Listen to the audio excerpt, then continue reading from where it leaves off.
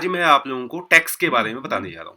ठीक है, जो न्यूज़ निकल के सामने आई है जरा उसके बारे में हम लोग देखते हैं एक बार। तो क्या न्यूज़ कह रही है, तो देखिए आपके सामने न्यूज़ है।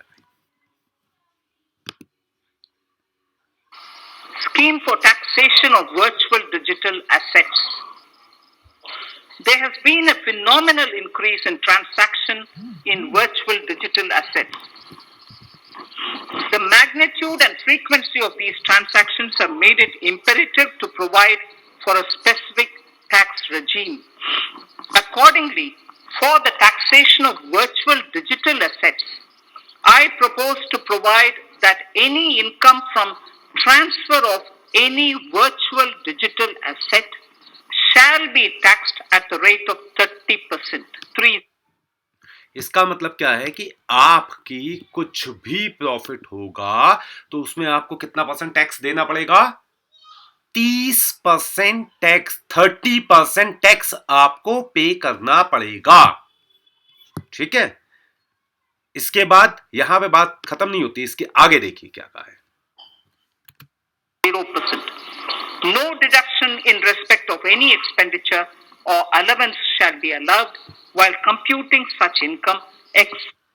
इसका मतलब क्या है कि कोई भी आप इसमें ये नहीं दिखा सकते कि मेरी इलेक्ट्रिसिटी कॉस्ट इतनी लगी है या मैंने कोई इसमें क्या किया और पैसा लगाया जिसकी वजह से मेरा प्रॉफिट जो है, अगर मेरा 100 रुपए है तो 10 रुपए की मेरी बिजली हुई या मेरा अदर कोई एक्सपेंसेस हुआ। आप कुछ भी नहीं दिखा सकते।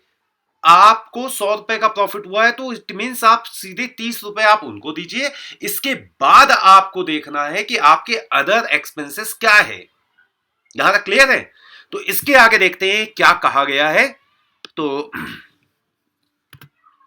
Cost of acquisition, further loss from transfer of virtual digital asset cannot be set off against any other income. अब इसका क्लियर मतलब क्या है कि अगर आप किसमें काम कर रहे हैं? क्रिप्टो में। क्रिप्टो मान लीजिए आपकी कंपनी बी है और मेन आपका वर्क जो है कंपनी ए है, तो कंपनी ए में आपको 10 लाख का फायदा हुआ और कंपनी बी क्रिप्टो में आपको 5 लाख का नुकसान हुआ। तो आप ये नहीं दिखा सकते कि इसमें हमें 10 लाख का नुकसान हुआ था, इसमें 5 लाख का प्रॉफिट हुआ, तो ये मिला के हमें केवल 5 लाख का प्रॉफिट हुआ है। इट मींस इस लॉस को आप साइड में रखिए और ये जो 10 लाख का आपको प्रॉफिट हुआ इसमें आपको टैक्स अलग से देना है। जो जिस चीज में आप काम कर रहे हैं उसका जो भी आपका टैक्स बनता है, 4%, 5%, 10%, जो भी है आपका, वो आपको पे करना है। और अगर आपको इसमें 10 लाख रुपए इनकम हुई, ठीक, कंपनी बी जिसको मैंने कहा है क्या है आपका, मान लेते हैं ये आपका क्रिप्टो है, इसमें आपको 1 लाख रुपए की इनकम हुई है, तो आपको 1 लाख में से 30,000 डायरेक्ट टैक्स देना ही होगा। यहां तक समझ रहे हैं आप? यहां पे बात खत्म नहीं हुई है, इसके आगे क्या कहा गया है जरा उसको भी हम लोग ध्यान से देखते हैं। Further, in order to capture the transaction details, I also propose to provide for TDS on payment made in relation to transfer of virtual digital asset at the rate of 1% of such consideration. अब यहां पे ये लोग क्या कह रहे हैं कि अगर आप कोई परचेस करते हो या सेल करते हो, मतलब कुछ ट्रांजैक्शन करते हो, तो उस पे भी 1% का टैक्स है। मतलब अगर आप लोग 100 रुपए का कुछ खरीद रहे हो, बेच रहे हो, तो अगेन आपको क्या करना है? टैक्स देना है। लॉस या प्रॉफिट तो अलग का है, वो तो बाद में देखेंगे। पहले आपने ट्रांजैक्शन की तो 1% तो जाएगा आपका। यहां तक ये चीज समझ रहे हैं आप मेरी? तो यहां पे ये 1%, उसके अलावा प्रॉफिट का 30%। अब आपने 1% दे दिया, अब आपको लॉस हो गया, कोई मतलब नहीं। इसका मतलब क्या है? अगर आप मान लीजिए किसी क्रिप्टो करेंसी को परचेस करते हैं तो क्या होगा? आप उसमें पहले तो एक्सचेंज को फीस दे रहे हैं, उससे कोई मतलब नहीं है, वो अलग है, उसके साथ में 1% वो भी है। और उसके बाद अगर आपको प्रॉफिट या लॉस होता है तो उस पे आपको पे करना पड़ता है कितना?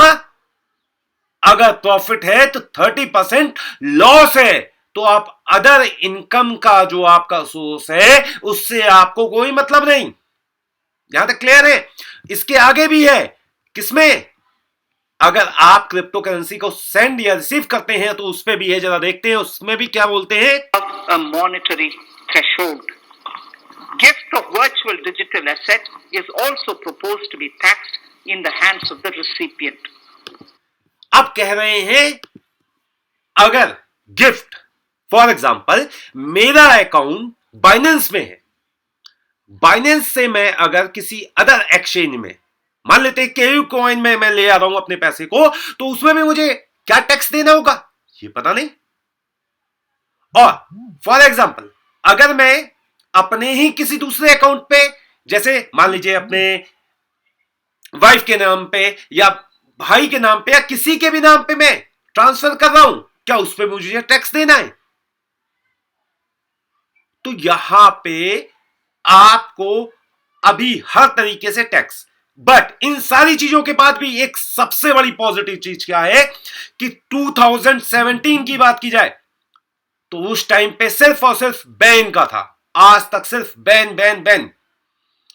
और अगर मैं बात करूं 2018 की तो आरबीआई ने बैन कर दिया था क्रिप्टो को।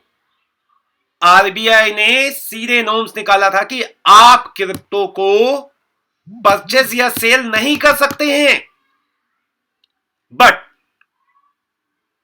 2020 मार्च 8 को सुप्रीम कोर्ट का आदेश आया कि आप इसको बैन नहीं कर सकते। तो अगेन हम बैनिंग से लेके रेगुलेशन की तरफ बढ़ रहे हैं। ये हमारा सबसे बड़ा पॉजिटिव है कि हम बैनिंग से कहां जा रहे हैं? रेगुलेशन की तरफ। तो आप लोग समझ रहे हैं ये एक पॉजिटिव है, लेकिन इतना बड़ा टैक्स, बहुत बड़ा टैक्स। तो ओवरऑल इसके बारे में मैं आप लोगों को अपडेट करते रहूंगा और कुछ चीजें और भी मैं देख रहा हूं तो उसके बारे में मैं आप लोगों को बताऊंगा कि टैक्स का कैसे क्या है।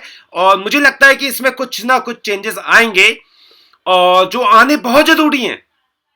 अगर चेंजेस नहीं आते तो फिर देखते हैं जैसा भी होगा।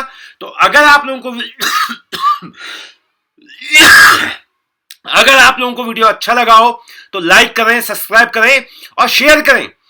और सब जगह पे इसको आप क्या करें? शेयर करें ताकि ये इंफॉर्मेशन सबके पास पहुंचे।